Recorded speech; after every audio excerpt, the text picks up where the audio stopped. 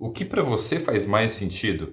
Que um rei absolutista seja soberano, que o Estado seja soberano ou que Deus seja soberano? Aquilo que me motivou a gravar esse vídeo de hoje foi escutar algumas discussões e embates políticos que acontecem entre a extrema-direita e a extrema-esquerda. E eu estou me referindo aos comentários que surgiram a partir da discussão que existe entre o Elon Musk e o STF. Eu notei que algumas pessoas estão questionando a interferência do Elon Musk no Brasil como sendo algo que afeta a soberania brasileira. Mas eu notei que essas pessoas não se dão conta que o problema da soberania é algo que já existia há muito tempo atrás, dentro de governos absolutistas em que o rei determinava, por exemplo, a morte de diversas pessoas sem que elas tivessem sequer o direito de se defender. Então observe como é interessante esse tipo de inversão que a história mesmo acaba trazendo, porque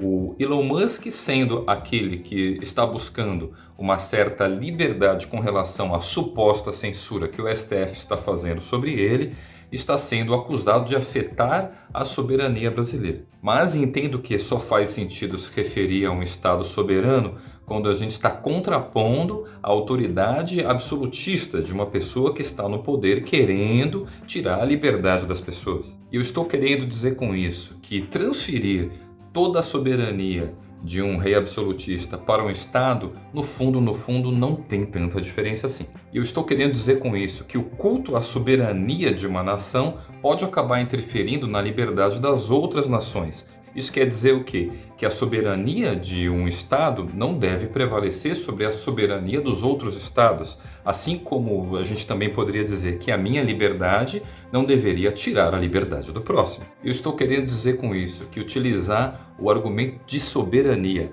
para fazer algum tipo de defesa é algo que não somente é controverso, como muitas vezes é contraditório.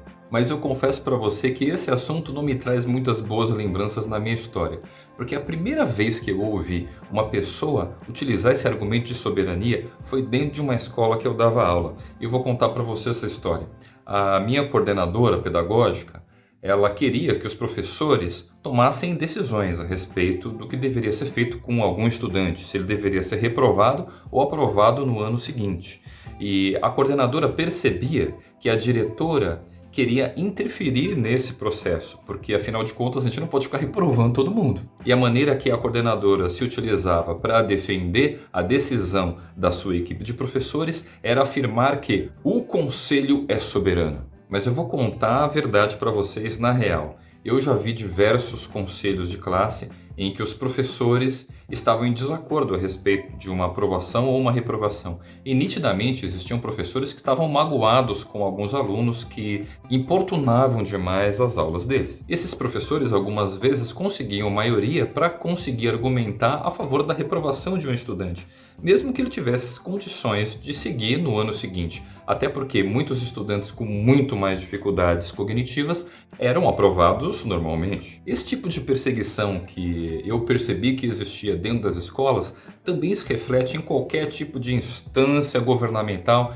em que tem pessoas que estão a eles atribuídas a autoridade para tomar decisão a respeito da vida uns dos outros. E assim como algumas decisões dos conselhos de classe são autoritárias e não fazem o menor sentido lógico ou mesmo empático, isso também tem acontecido em todas as instâncias governamentais, porque todos os seres humanos são passíveis de tomar decisões erradas por conta das emoções ou mesmo de maus relacionamentos que eles constituíram com as pessoas que a eles são subordinadas. E aí, quando eu ouvi nesses dias a mesma frase de que o Estado é soberano, isso me fez automaticamente me lembrar dessa história que existia antigamente. E não que o conselho de classe sempre tomasse decisões erradas, assim como o STF também sempre tomar decisões erradas. Mas o fato é que com o passar dos anos, a gente acaba concluindo que muitas decisões que foram feitas na história foram decisões equivocadas. É ou não é? E a gente tem o direito de questionar essas decisões e também temos o dever de termos misericórdia uns com os outros. E antes que você me interprete mal, quero deixar muito claro aqui que o propósito desse vídeo tem a ver com uma filosofia política que está sendo discutida aqui, que envolve relacionamentos que temos uns com os outros entre diversas instâncias, pensando desde a escola, no âmbito nacional e no âmbito internacional. Eu não estou aqui para defender uma esquerda partidária e nem uma direita partidária. Afinal de contas, qualquer um desses grupos que assumir o poder vai estar à frente da organização mais criminosa que existe, que é o Estado. E antes que você me interprete mal novamente, quem disse essa frase foi Leon Tolstói no livro O Reino de Deus está em Vós. E se você ainda não conhece, essa é uma boa sugestão de leitura que eu estou te recomendando. E agora eu vou levantar uma questão de ordem mais antropológica. De onde vem o senso que todos nós temos da busca por alguma coisa que seja soberana? As pessoas que são de linha mais ateísta costumam fazer a busca por essa soberania em torno de um governante, de um rei absolutista, mas aqueles que são mais evoluídos procuram fazer com que essa soberania esteja atribuída ao Estado, a uma nação. Por outro lado, há aqueles que digam que não, isso não deve estar direcionado às pessoas, mas sim a, por exemplo, uma Constituição Federal que deveria ser soberana sobre todas as pessoas que estão no país. Mas eu não sei se você concorda comigo. Sempre ao longo da história, a gente percebe que muitas decisões que foram tomadas acabaram sendo autoritárias e foram excessos. E até que ponto a gente deveria ter tido paciência com essas coisas para que ao longo do decorrer dos anos as coisas naturalmente sejam acertadas, para que haja realmente uma evolução. Será que temos uma evolução humana ao longo dos séculos que a gente vê terem passado por aí? E é por isso que eu fecho esse vídeo compartilhando qual é a minha busca por uma soberania. Eu não estou atrás da soberania de uma pessoa e nem da minha própria voz, porque eu não acho que eu tenho uma última palavra a respeito de nenhum assunto, mas a grande questão é que se existe alguém, uma pessoa para que